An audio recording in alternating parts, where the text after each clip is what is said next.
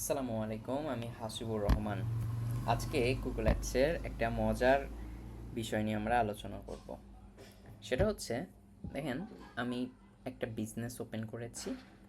এটা হচ্ছে auto detailing একটা বিজনেস পেজ। মনে করেন এই বিজনেসটার জন্য আমি অ্যাডস রান করব। তা অ্যাডস ক্যাম্পেইন রান করার আগে আমাদেরকে এই বিজনেস সম্পর্কে ভালোভাবে জেনে নিতে হবে। তো বিজনেসটা সম্পর্কে যখন আমি জানবো, তখন আমি এই বিজনেসটার স্ট্রাকচার মেকিং করার সময় দেখব যে এই বিজনেসটার উপরে কয়টা সার্ভিস ইনি প্রোভাইড করছে। দেখেন, স্পা প্যাকেজে যদি আমি কার্চারটা রাখি, দেখেন এখানে 5টা সার্ভিস বের হয়েছে। স্পেশাল সার্ভিসে গেলে এখানে অনেকগুলা সার্ভিস বের হয়েছে। মোবাইল ডিভিশনে গেলে এখানে অনেকগুলা। এখন আমার ক্লায়েন্ট বলছে তুমি শুধু স্পা প্যাকেজ নিয়ে অ্যাড রান করবা, যেইগুলা সার্ভিস আছে সেইগুলা নিয়ে। ভালো কথা। তো আমি স্পা প্যাকেজ নিয়ে যখন অ্যাড রান করছি, তখন সেই অ্যাড গ্রুপের মধ্যে আমি অ্যাড গ্রুপ বানিয়েছি। সাপোজ মনে করেন প্রত্যেকটা সার্ভিসের জন্য একটা করে অ্যাড গ্রুপ। ওকে, এখন প্রত্যেকটা অ্যাড গ্রুপের জন্য তো আমাকে, মনে করেন আমি এগুলো কপি করি একটু। কপি, আমি যদি এখানে ট্রান্সলেটে দিই, ট্রান্সলেট, ওকে, দেখেন আমি এখানে গুগল ট্রান্সলেটের সার্ভিসগুলো দিব। হ্যাঁ,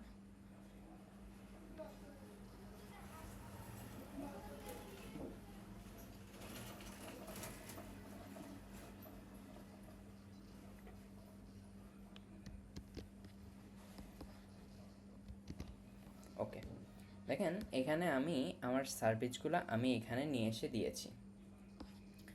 এখন কথা হচ্ছে, মনে করেন আমি ডিটেল প্যাকেজ নিয়ে একটা অ্যাড গ্রুপ বানিয়েছি।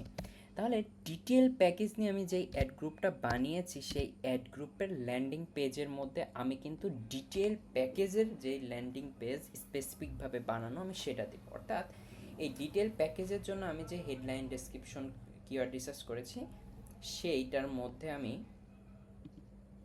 এখানে যদি যাই, এটার উপর ক্লিক করি, তাহলে এই যে প্যাকেজটা বের হয়েছে আমার, এই প্যাকেজের যে ইউআরএলটা আছে, সেই ইউআরএলটা আমি অ্যাডসের মধ্যে ইউজ করব। সেম আমি এই অ্যাড গ্রুপের জন্য ইন্টেরিয়র ডিটেল প্যাকেজের মধ্যে যেই ইউআরএলটা আছে, সেই ইউআরএলটা আমি ইউজ করব। অর্থাৎ প্রত্যেকটা স্পেসিফিকভাবে যেই পেজটা আছে, আমি সেই পেজটাই এখানে জাস্ট ইউজ করব। এটা তো আমাদের মেইন কথা ছিল। আচ্ছা, এই জিনিসটা আমরা সবাই জানি। এখন আমাদের মেইন যেই টপিক, সেই টপিকে কথা বলবো। দেখেন, আমি যখন এই অ্যাডস ক্যাম্পেইনের মধ্যে ঠিক এইভাবে আমি ক্যাম্পেইনটা চালিয়েছি, তখন কি হয়েছে, প্রত্যেকটা পেজের উপরে আমার ক্লিক আসছে, ইমপ্রেশন আসছে, সার্ভিস কিনছে ক্লায়েন্টরা।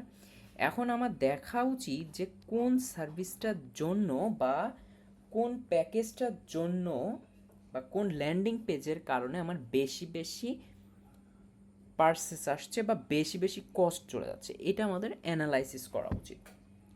তো সেটা করার জন্য আমরা যদি এখান থেকে ইনসাইট অ্যান্ড রিপোর্ট থেকে যদি ল্যান্ডিং পেজ যে অপশন, সেই পেজে আসি, দেখেন এখান থেকে আসলে আমি কি দেখতে পাবো, এখানে আমার প্রত্যেকটা যেগুলা দিয়ে আমি অ্যাড রান করেছি সবগুলার ইউআরএল দেখতে পারবো। ইভেন ইউআরএলের পাশে দেখেন আপনি এখান থেকে দেখতে পাচ্ছেন click 172, impression 2140, CTR 8.04%, average CPC cost এত। এখন যদি আমি কলামে যাই, আচ্ছা, কলাম থেকে পারফরমেন্স, এখানে যদি আমি লিখি, কনভার্সনটা অ্যাড করি, এটা আমি একটু উপরে নিই। ওকে, দেখেন আমি কনভার্সনটা নিয়ে আসলাম। দেখেন আমার এখানে এই কয়টা করে কনভার্সন হয়েছে এই পেজের জন্য। তার মানে আমি এখান থেকে অ্যানালাইসিস করতে পারছি যে আমার কোন পেজের উপরে বেশি বেশি ক্লিক আসছে এবং কোন পেজের উপরে আমার কতগুলো কনভার্সন আসছে, বা কোন পেজের এভারেজ সিপিসি কত বা কস্ট কত যাচ্ছে, আমি এখান থেকে সব কিছু অ্যানালাইসিস করতে পারছি। তো এইটা হচ্ছে অনেক ইম্পর্ট্যান্ট একটা জিনিস। আপনি যখন ক্যাম্পেইনটা অপটিমাইজেশন করবেন তখন অনেক বেশি ইম্পর্ট্যান্ট যে আপনার কোন ল্যান্ডিং পেজের উপরে আপনি কতগুলা কনভার্সন নিয়ে আসতে পারছেন, বা কোন পেজের জন্য আপনি কতগুলা কস্ট করছেন, এটা আপনি জানতে পারবেন।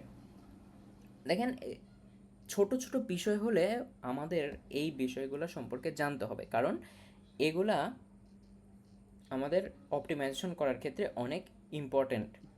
তো আজকে এই পর্যন্তই। আমার জন্য দোয়া করবেন। পরবর্তীতে ভিডিওতে কথা হবে এবং নতুন কোনো টপিক নিয়ে আলোচনা করা হবে। আসসালামু আলাইকুম।